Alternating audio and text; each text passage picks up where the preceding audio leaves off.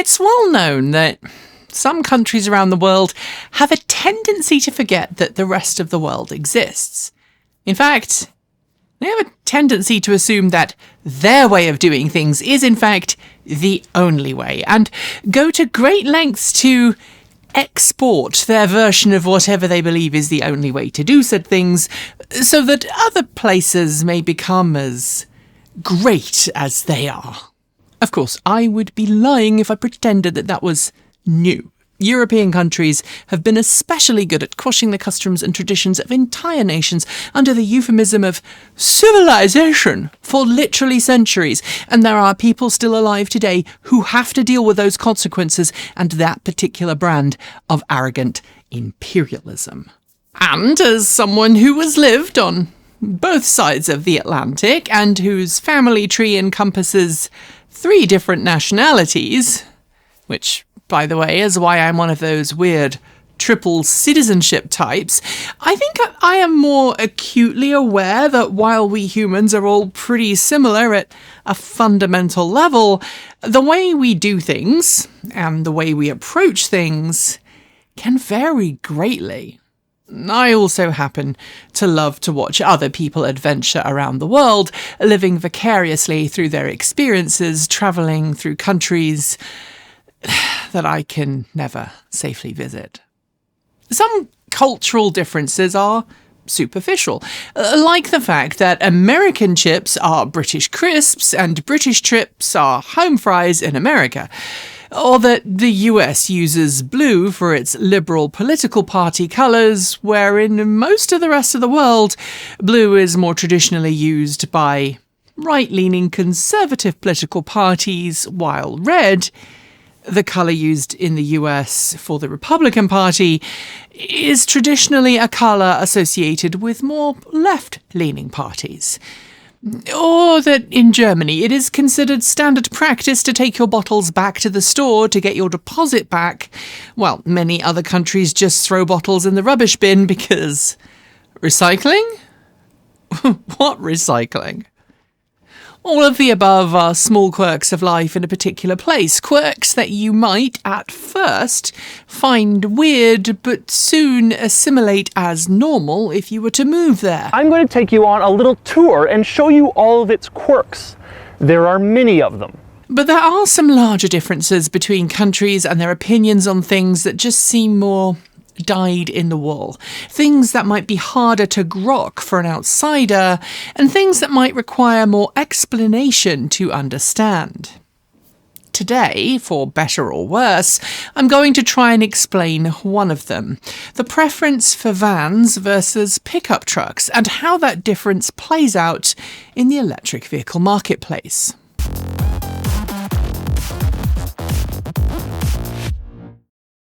When I pitched this video idea to the team, I originally thought that Kate would be the one to write and present it, but when I explained the concept to her, she literally recoiled in disgust because, to quote her, "I just don't get the reason why most Americans go for a pickup over a van." She then cited her own struggles building a house with only having easy access to a borrowed pickup truck or her own Toyota RAV4 EV at the time. And that's the very normal reaction from the majority of Brits, and in fact, the majority of Europeans, when we talk about electric pickup trucks coming to market. They look at vehicles like the Ford F-150 Lightning, the Chevy Silverado EV, the Rivian R1T, and even smaller pickups like the Tilo MT1 and just announced Slate pickup, and they go, why? Similarly, if you go to the US and you talk about electric vans, you are going to get a similar reaction. The Mercedes-Benz e-Sprinter is seen as a weird and underpowered vehicle by most in North America. The e-Transit is portrayed as the lesser sibling to the more approachable F-150 Lightning.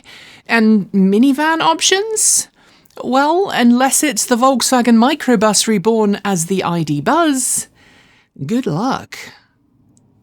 Given that I've been covering this market now for more than 15 years, I've got to a point where I am, frankly, quite fed up with each side of this argument dismissing the other, because I frankly think there's room for both in most major auto markets around the world.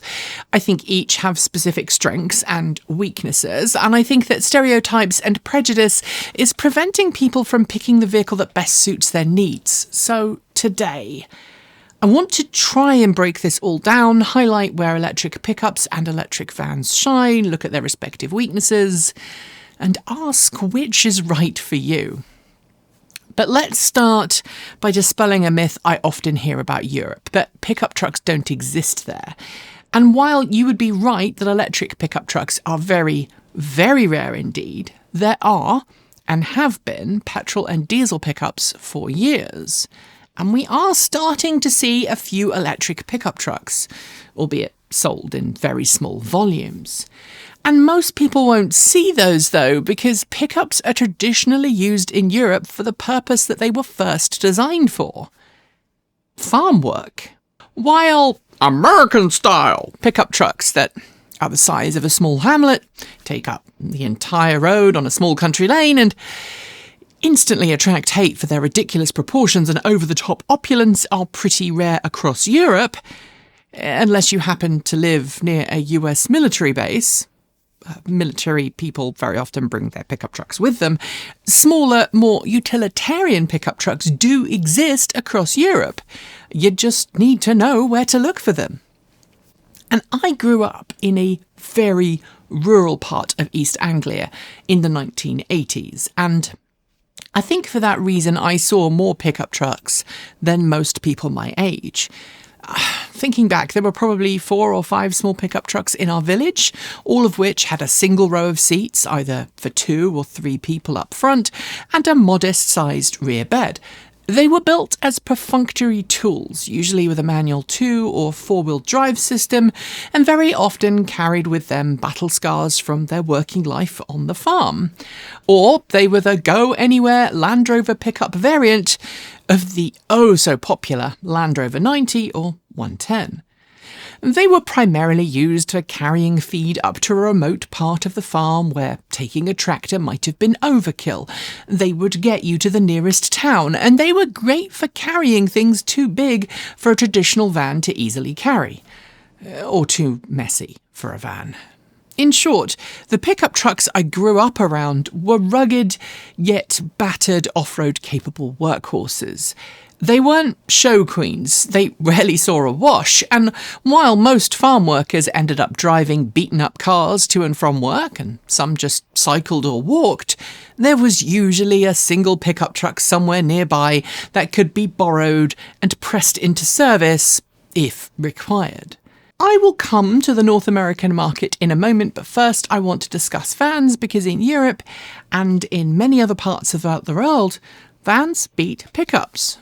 But why is that? First, vans are seen in most European markets as a more versatile choice for a day-to-day basis for those who aren't in the agricultural world. The smallest vans are barely bigger than an average car, meaning they can get around tight cities without any issues. And they're also built for carrying large amounts of things in a way that means the things you're carrying aren't exposed to the elements. I know not everyone knows this, but especially in Northern Europe, it can be pretty unpleasant for large parts of the year. And in England, at the moment, as Kate just noted in her edit of this script, if you're gender non-conforming, it's currently hideous all year round. God, I hate this timeline. And because of that, storing things securely out of the elements beats what any pickup truck can offer. But it's more important than that, because it's more common in Europe for businesses and tradespeople to base their operations out of their vehicle.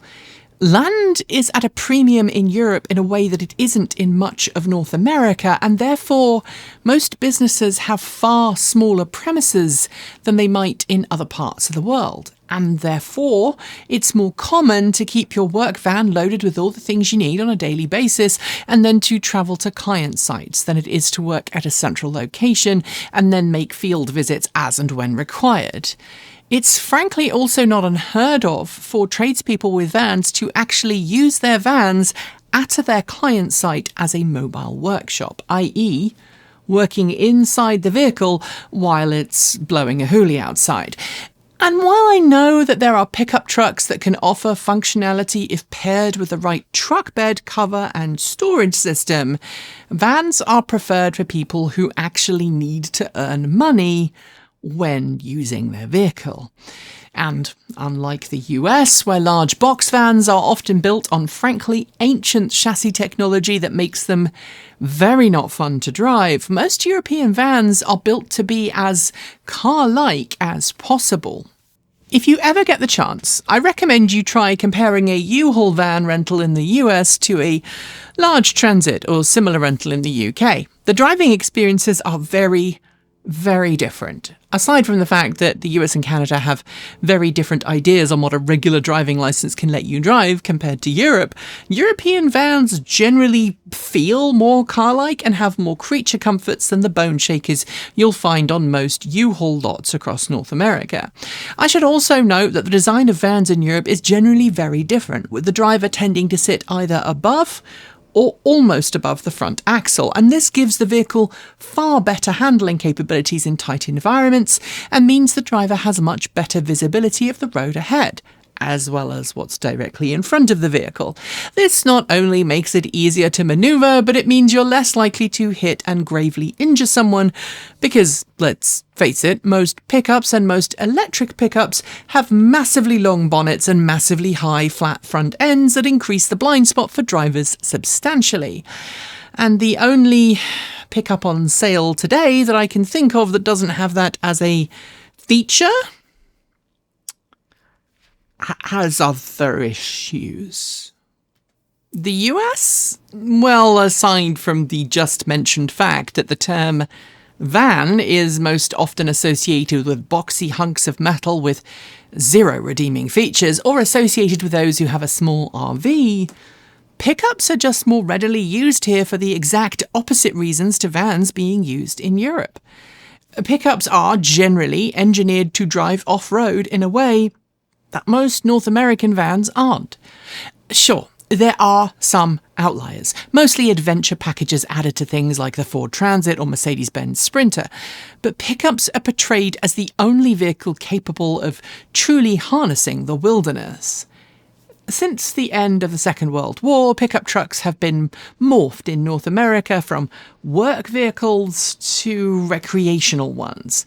And they've been portrayed as being safer in bad weather than a car, although that sentiment isn't always proven out by crash testing or indeed by handling in snow or ice. And just as vans have been given more car-like interiors over time in Europe's, pickup trucks in North America have increasingly become more car-like.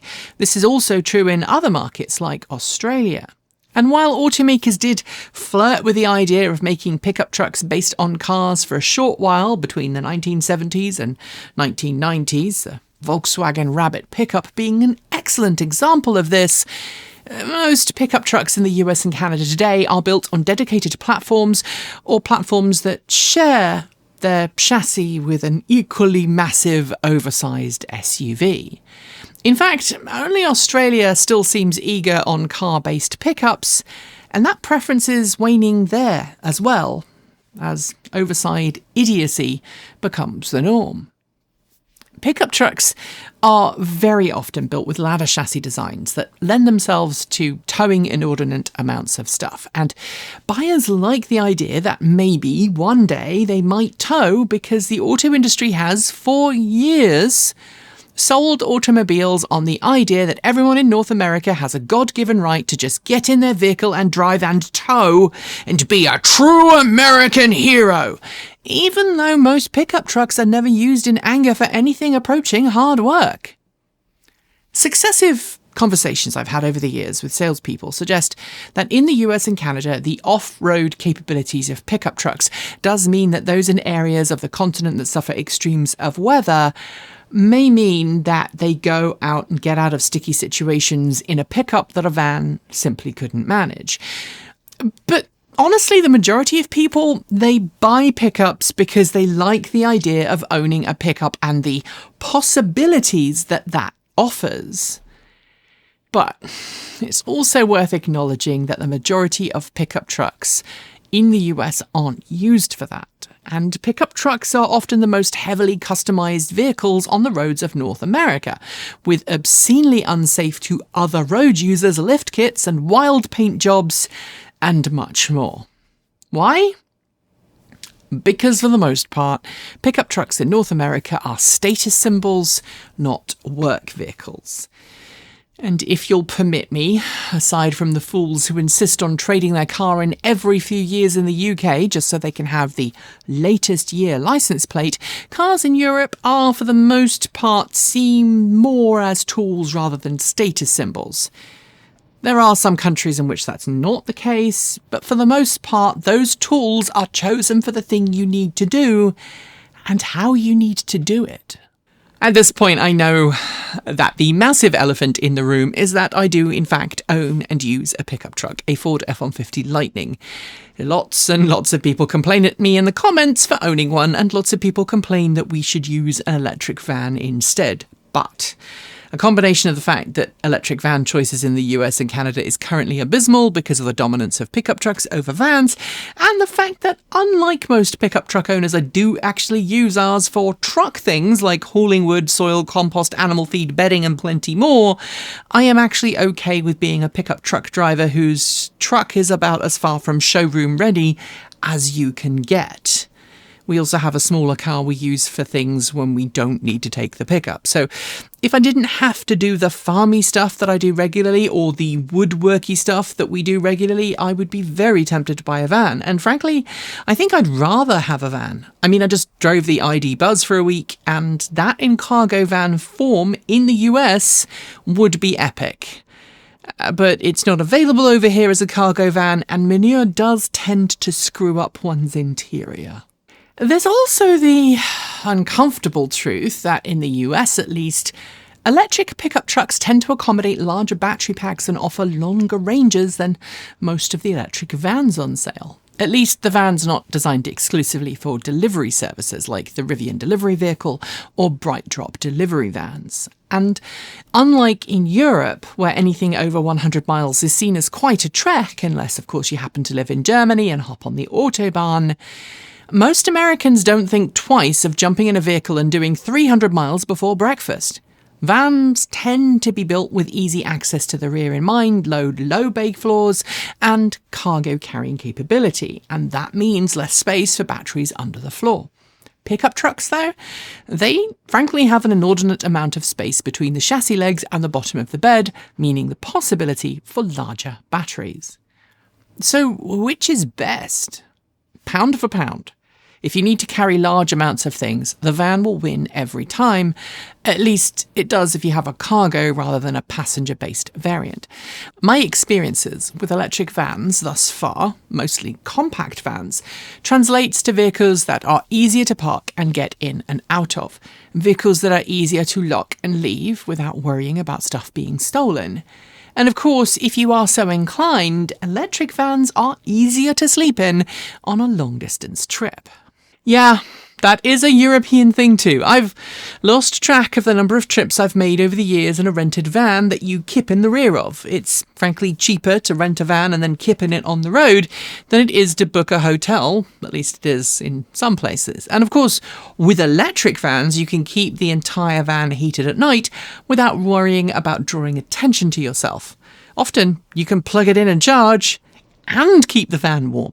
And when it comes to towing, well, American car licenses are not only easier to get hold of, but they tend to give you more access to larger towing privileges, unlike Europe, where you have to take a special test to be allowed to tow in most countries. In North America, well, if you've got a car license, you can tow an inordinate amount of stuff without getting any extra endorsement, and therefore, more people want to tow, and therefore vehicles that can tow more win. The pickup trucks win.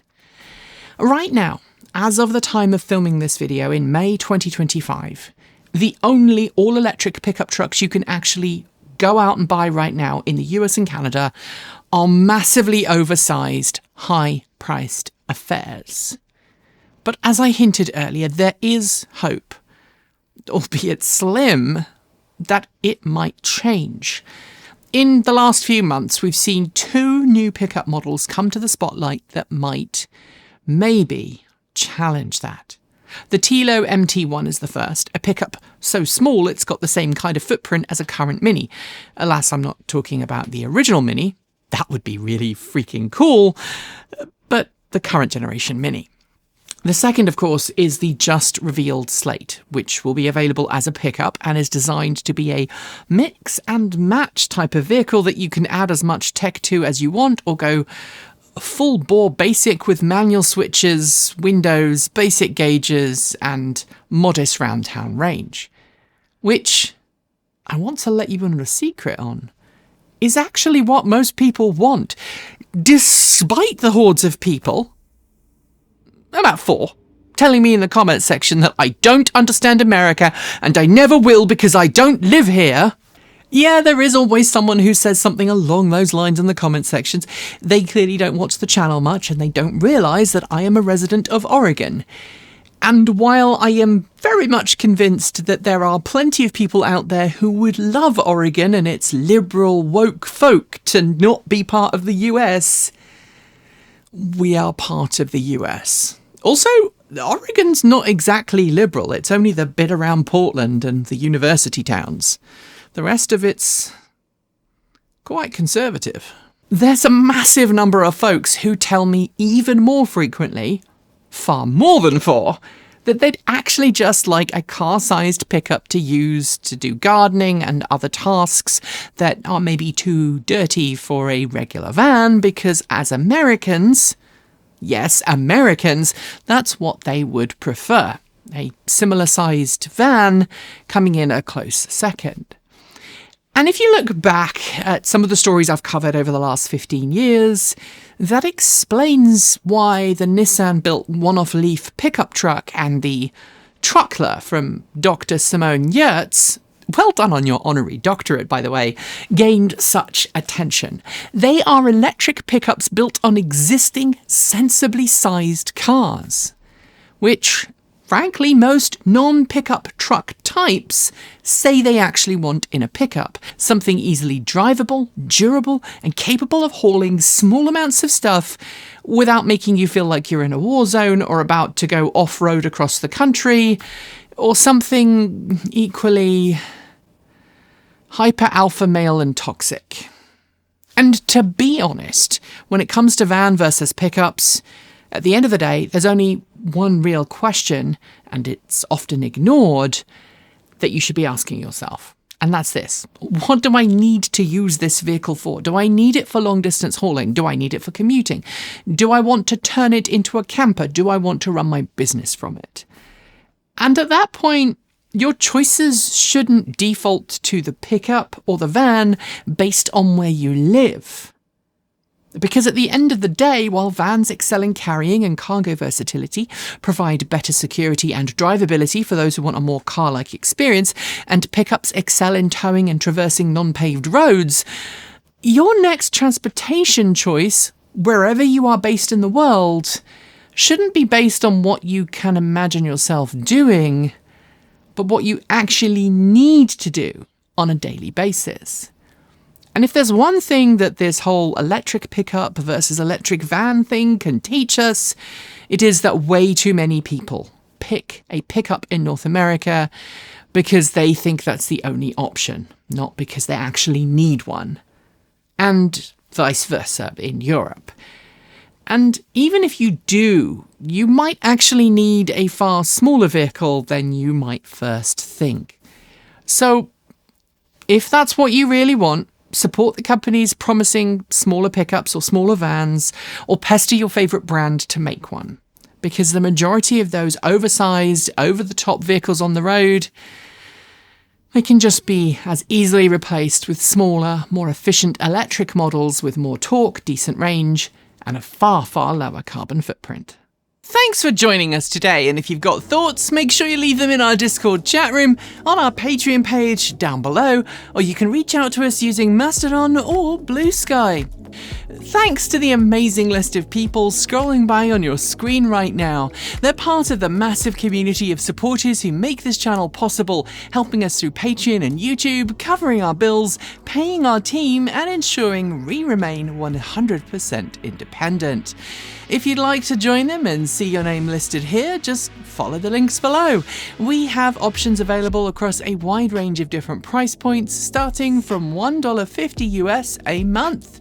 A massive welcome to our newest supporters: Andrew Dijak, Alex Flinner, Mark Chopping, Squire, James Higgins Thomas, Crispy Nogus, Charles Noun, B. Henke, DVDD, Maria van der Linden, Kay Firth, Scott Churchill, Nathan Okawa, Corporal Dwayne Hicks, T2 Roman, Michael Schaefer, Alon M, Peterson, Albert Beidou, Omar A. Kale, Robert Gee, and Nick. To join the list and get your shout out, become a paid Patreon member for your moment of fame, and now you can even gift membership to someone else.